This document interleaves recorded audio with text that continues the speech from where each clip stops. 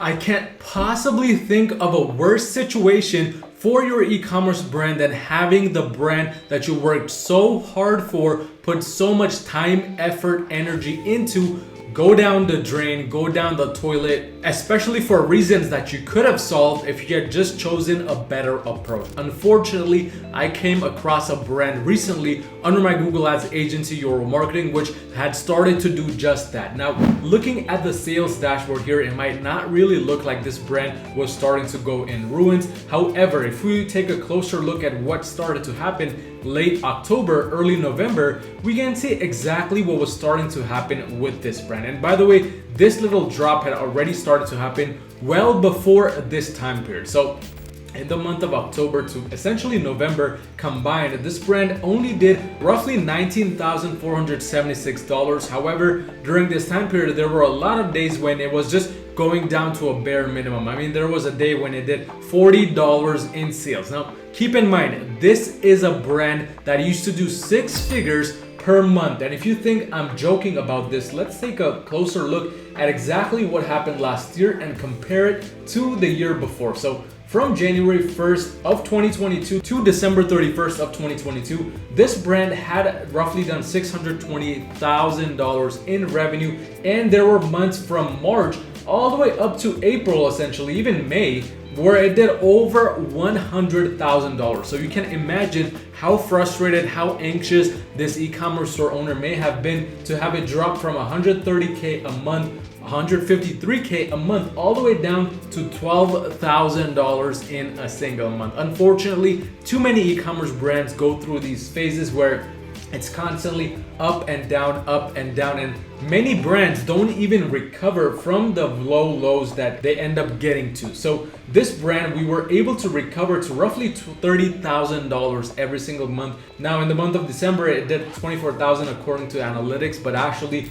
it was a little bit closer to $30,000 simply because there's refunds and other costs that have to go into dealing with this e-commerce brand, making sure it's operating properly. I mean, looking from October to December 31st, we can see in this time period, I was able to revive this brand from $50, $100, $300 a day, all the way up to close to $1,000 every single day. That's why this is one of, for me, the biggest wins. But it took a lot of effort, it took a lot of strategizing. But once things were going properly, we were able to make this happen. Now, looking at the Google Ads dashboard, just to get a better idea of what happened, we can see essentially what started to happen after the month of October and November. So during this time period, the cost for these campaigns, it was essentially not the highest. As you can see, in certain weeks, we were only spending $200 to $500 a week.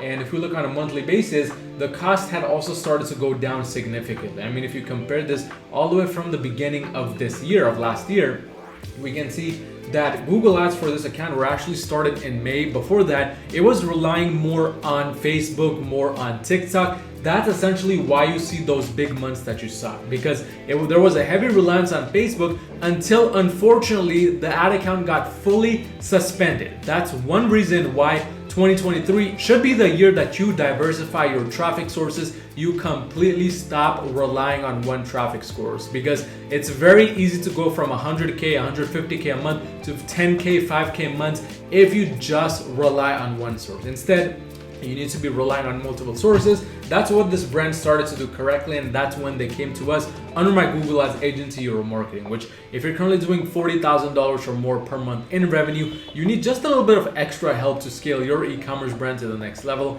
Go onto my website at yourmarketing.com and book a free call with me to see how we can possibly work together and make that happen. But that's essentially what we did. The earlier time period was the toughest for this brand because there was no working strategy. The AOV for this brand was fairly low. I mean, you can still see that the AOV is only about $47, and for the account level, it's still $47. So I consider that a low AOV for Google, and there was just nothing working in the beginning. In fact, because the brand was in such a loss during this time, we started to decrease the ad spend in October and November and essentially try to figure something out, because the ROAS was just not going up no matter what we did. As you can see, September was the best month during this time period when we did a 2.22x ROAS. We had only spent $1,800, but as soon as the ad spend started to go up, ROAS declined to a 1.47. That is until we found the perfect strategy for December, which boosted up the ROAS to 2.81x at a 6.8K ad spend. So essentially, what did we do here? So there were multiple different strategies we were trying. We tried out the TPS strategy. If you're not sure what I'm talking about, watch my last video where I go over the testing, profitability, scaling strategy, which is called TPS. We tried out the scaling by KPI strategy. We tried a lot of different things. Nothing was working for this brand until we found out that the simple way to go about with this brand was to have a mixture of standard shopping and PMAX campaigns. Now, if your brand is in a similar kind of route where it's starting to go down, or maybe it has plateaued, it's not able to be scaled up, you definitely want to give this strategy a go. So essentially what we did is we took out the best selling product all time for this brand, put it in its own standard shopping campaign, because clearly PMAX campaigns were not working. I mean, we were getting results at a 1.5x, 1.4x ROAS, and that's simply because the AOV was too low. So we had to start relying more on standard shopping. That's what we did. We got the CPC under control, the average CPC,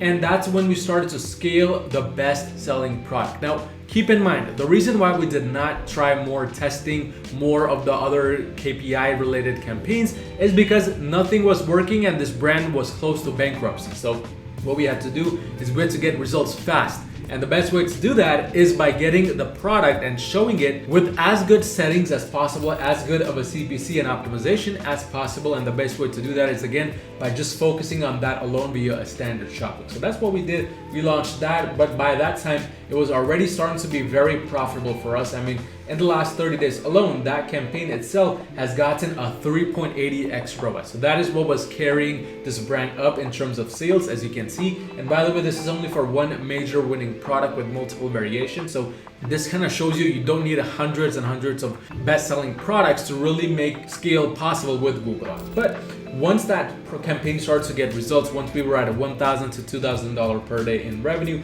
we started testing a bit more often. So we launched the testing campaign, which is part of the TPS strategy. So this is the testing campaign, hence why it's running at such a low ROAS, but that's not a big issue for us, simply because we want to use this for testing purposes only, because we have found out that standard shopping is the way to go with this ad account. But once we figured that out, we started also testing a bit more of the search campaigns for this e-commerce brand and really trying to get more coming in. So as you can see here, this dynamic search ad is what started working the best. It got us a 12x ROAS. Now, the overall conversion value itself is only $248, but that's because this was recently launched. However, it is showing the best signs so far. So what I want you to kind of take from what I've said so far is, first, we had to figure out what strategy was not working. Way too many e-commerce brands just stay stuck up on one strategy just because some YouTuber talks about it, or just because they had results with that 10 years ago.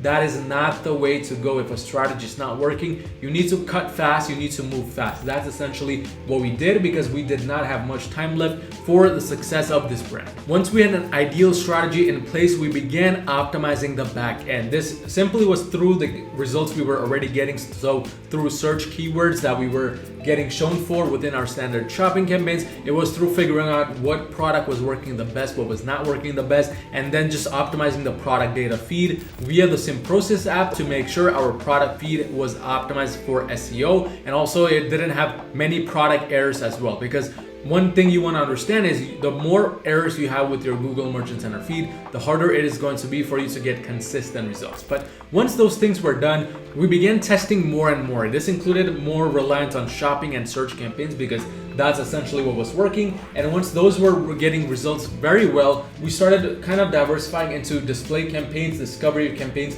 and so on and so forth. So it's all about diversification, even when it comes to the actual campaign types, not just the ad platforms themselves.